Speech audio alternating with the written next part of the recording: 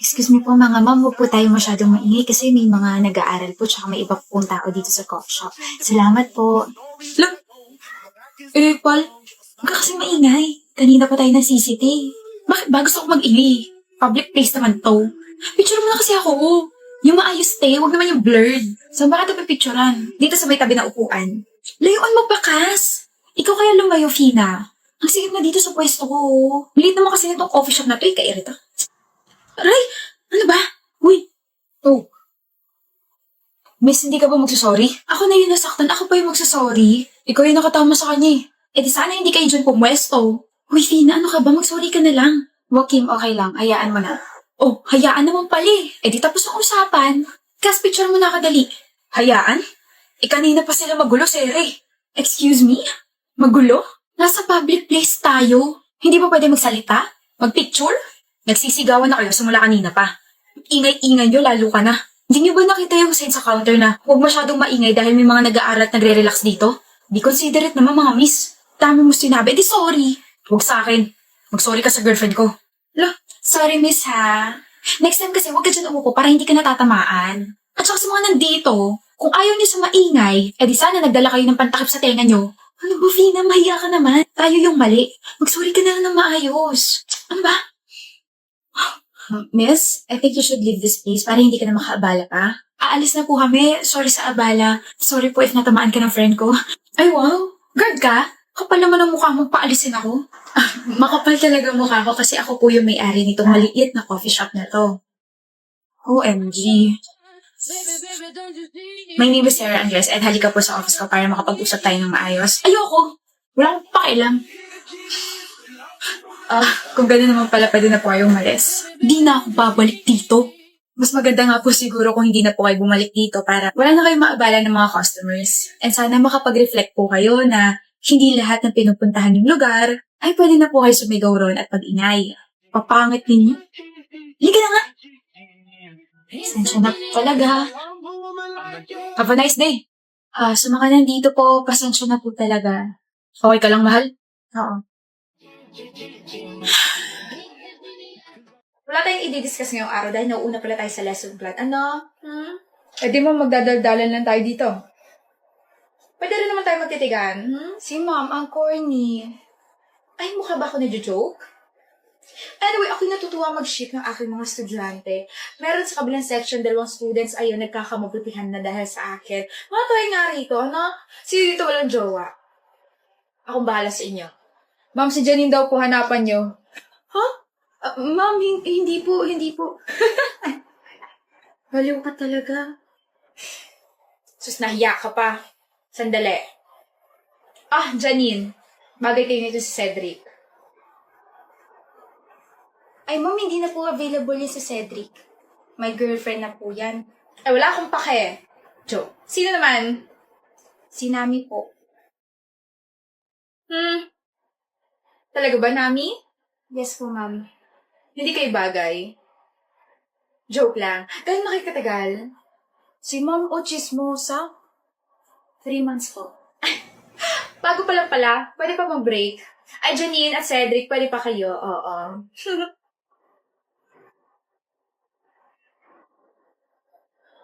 Joke lang ha. Sana hindi ka na-offend. Bibiro lamang tayo rito. Kahit naman po sabihin kung na-offend ako, hindi pa rin naman kayo titigil sa pagbibiro eh. You saying something, Miss Nami? Wala po, ma'am. Si Nami galit na. Akala ko may sinasabi ka.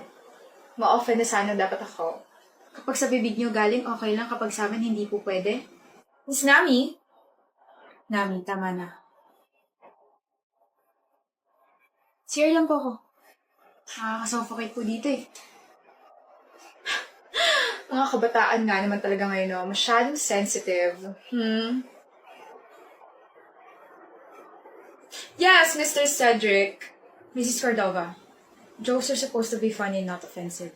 So, ma-appreciate ko po if re-respetuhin niyo yung relasyon namin yung Nami. Yun lang po. Sana po hindi kayo na-offend sa sinabi ko.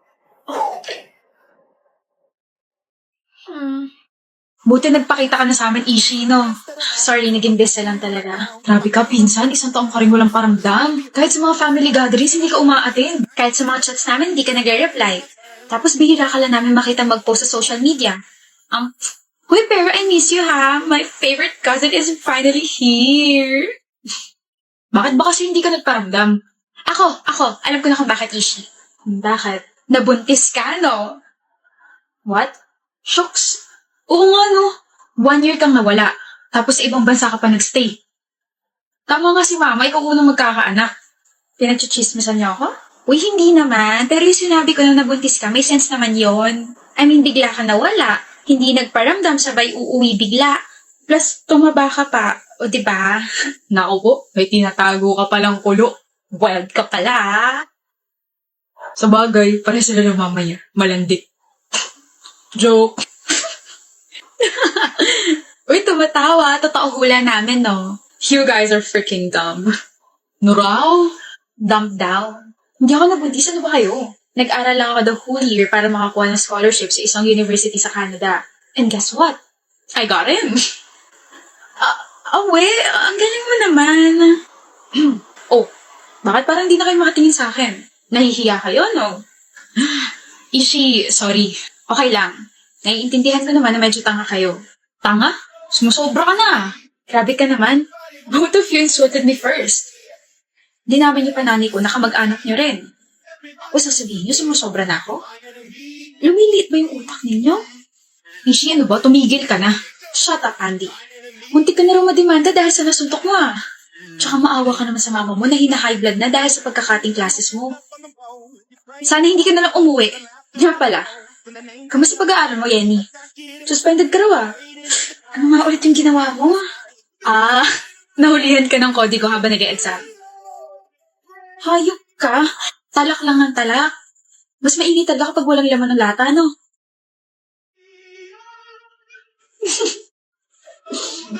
Galing na ibang bansa, yabang na. She's so annoying. Plastic pa. Ba't nakasimangot ka na naman? Si Yancy kasi. Bakit nag-away na naman kayo?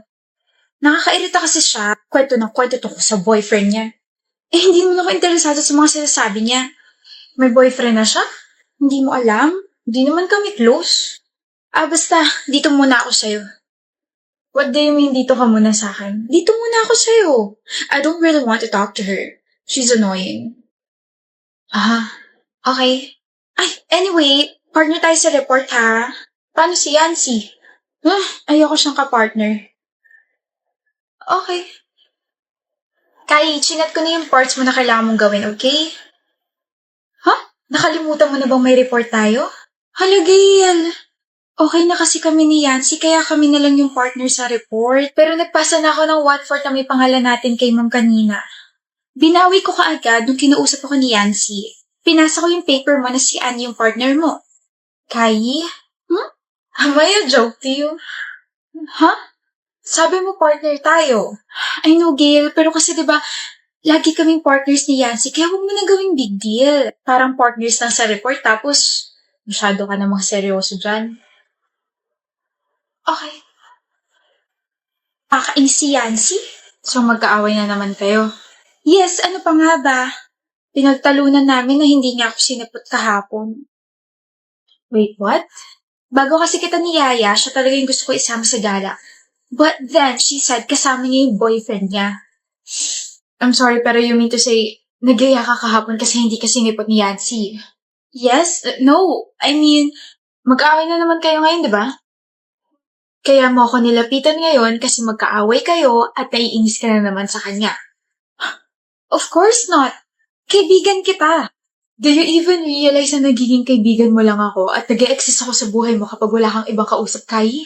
Kapag okay na kayong dalawa ni Yancy, wala na. Hindi mo na ulit ako kakausapin. No. Sorry, pero hindi naman ako nag-e-expect na palagi ka nandyan para sa akin. Pero stop treating me as if I only exist when it's convenient for you. Gail, I think you can't be friends with someone na kailangan mo lang kapag malungkot ka.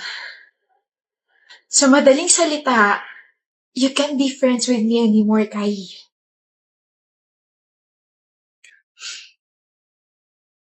Faith, kakain ka na ba?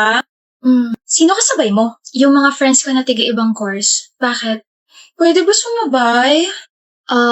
Dali na. Kasi Nari. Bakit? Bawal? I'm actually okay with you joining us, pero kasi I have to ask my friends first if okay sa kanila. Tama, huwag na nga.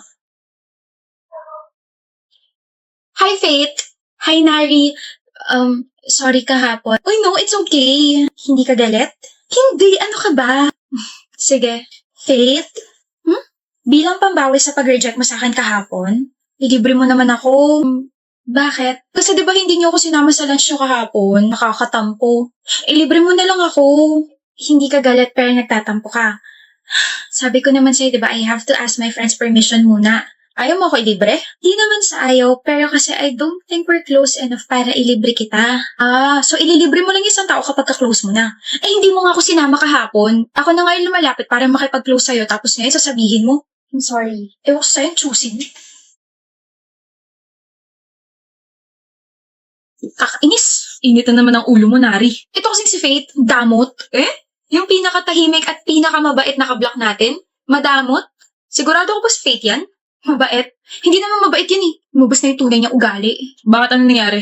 Dalawa kasi yung nangyari. Una, gusto ko sumabay sa kanya kahapon sa lunch, pero kasama niya pala yung mga friends niya tiga-ibang course. Tapos syempre, nagtanong ako kung pwede ba sumama, ganun-ganun.